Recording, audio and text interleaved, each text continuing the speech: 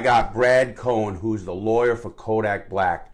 I am Kodak's lawyer. I've been his lawyer for about three and a half years. Sure. Why is he in prison? Okay, so on this particular case, he's in prison because there's a law in Florida in regards to owning a firearm if you're under 24, if you have a prior juvenile record. That's kind of the start of it, right?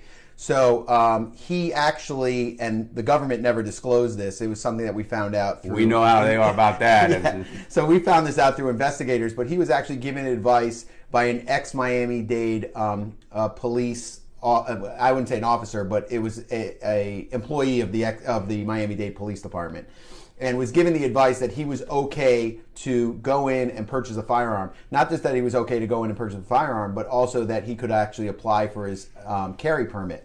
And that's federal, correct? Correct. That's the federal part of it. So Kodak, having that information, went over to a gun store, filled out the application. One of the questions on the application is, are you under indictment, or do you have a pending charge that would affect interstate commerce? He checked off no, because most people don't even know what interstate commerce is. Right, sure. Or what charge would affect interstate commerce. So the definition of that question is kind of vague. He checked off no. He was sold firearms, and the allegations are that he possessed those firearms when he left the store. Normally, when you're charged with a white-collar crime, that this should be considered that, because it's a paperwork crime. It's not something of violence. You usually get a medium or a low, depending on your priors.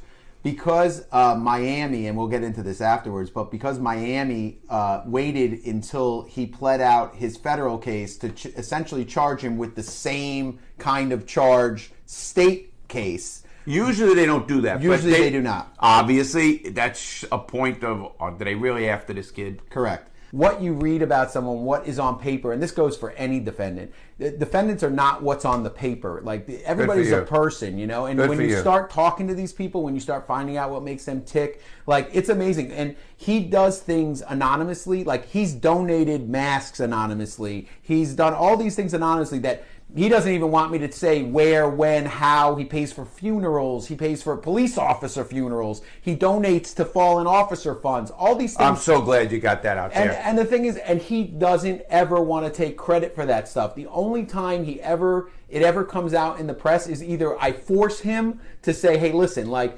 you got to at least tell people the good that you're doing, because they're only getting one side Absolutely. of who you are.